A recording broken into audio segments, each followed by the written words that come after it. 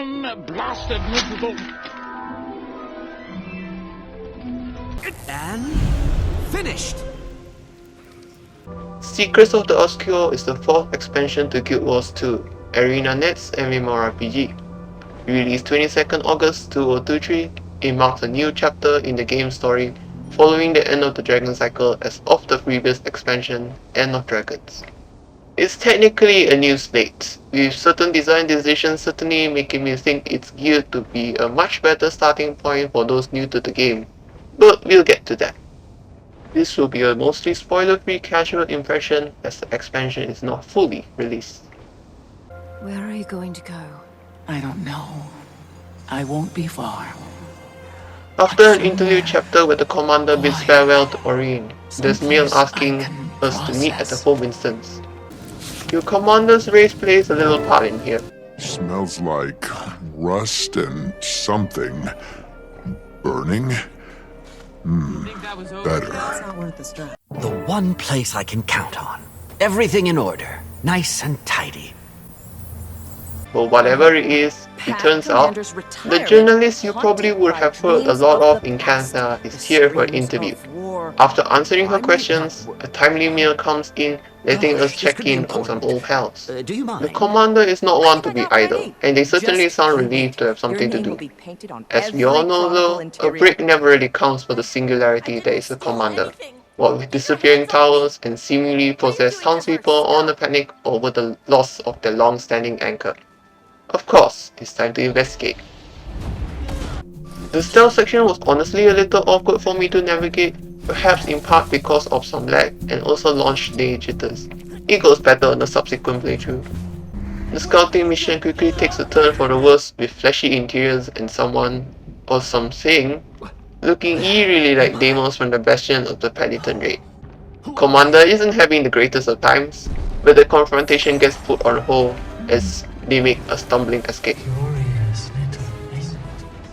We can't have a proper reunion with Zolja just yet, even after so long.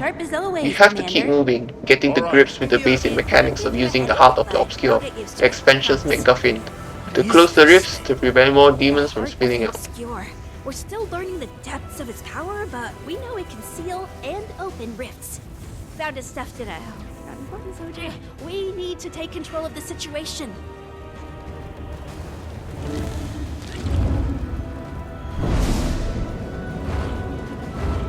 Welcome to Secrets of the Obscure. Let's have that DPS meter close for a bit. What happened?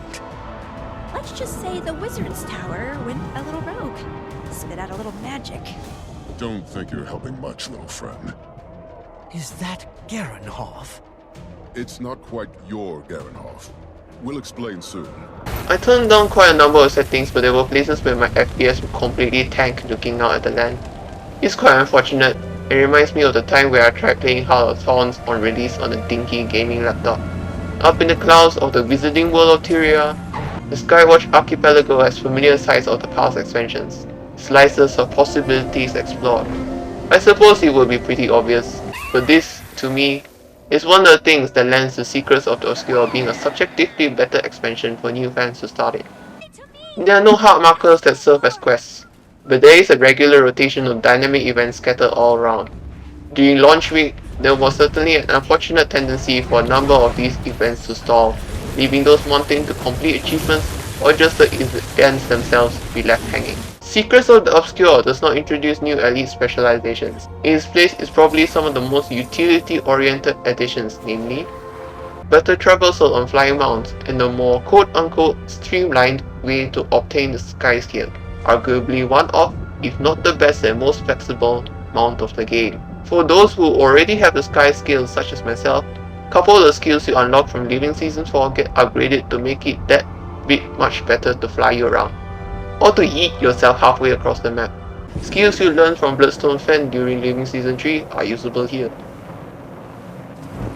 Weapon Mastery, where a class can wield any weapon previously locked to their specific specializations. The Heart of the Obscure, a trinket to help hunt down the cryptids, the demons filling the void of the Elder Dragons. You get access to a hub area similar to Arborstone from Ender Dragons with its own set of masteries to improve resting bonuses and unlock more crafting. It is nothing overly substantial, but convenient nonetheless. Getting the Portal Scroll here requires completion of the current storyline and associated collection. The Sky Scale is probably the biggest deal, since otherwise you would have needed Living Season 4 with a lot of materials required. Completing the Season of Dragons Return achievements do get you quite far into obtaining the mount, but yes, it will likely take more time investment than this alternative method due to time gating. The expansion introduces the Wizard's Vaults, where players can get a variety of previously premium, in quotes, items that were exclusive to the Black Lion Trading Company cash shop. You could certainly have gotten gems using in-game gold, which isn't necessarily something most people put in the time to do. The Wizard's Vault means you can play just as you like in PvE, PvP, or World vs World as you so choose to earn a claim towards these rewards.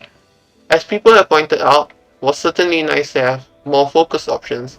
There are also less of them at present, where previously you could have just picked out the easiest ones to do out of the options you had. I am a primarily World vs World player, but I do understand people's misgivings about reducing a certain community vibe as everyone congregated to certain maps for a day to get things done together. This is being addressed somewhat, so stay tuned for that. Relics are new to Secrets of the Obscure, replacing the 6th rune bonus.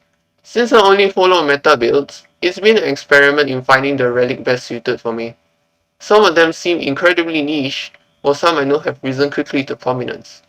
I won't really comment much on these besides thinking they seem much easier to balance, though them being soul bound at launch instead of account bound makes it quite troublesome. Players like me without the associated legendaries are going to be juggling multiple relics of the same type without being able to shift them from character to character.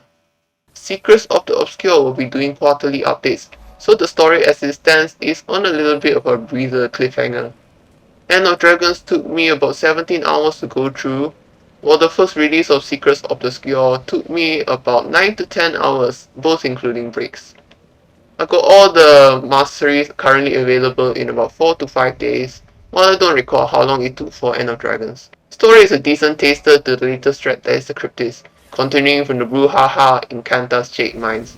Some characters get introduced just to die, which is par for the course, while others return much to my delight. Visual clutter is an issue here and there, unfortunately. At the very least, I feel like the map-wide meta events are much easier to understand even without any context thanks to the mechanics being widely used in smaller events. I think it does make for some oddities in pacing, but like I mentioned, I do feel like this expansion is better catered to completely new fans, so easing them in at some so-called expense of more veteran players is more or less the trade-off I see. I enjoyed myself, and I think sometimes that's what matters most when it comes to being a mostly solo player in an MMO world. Until next time.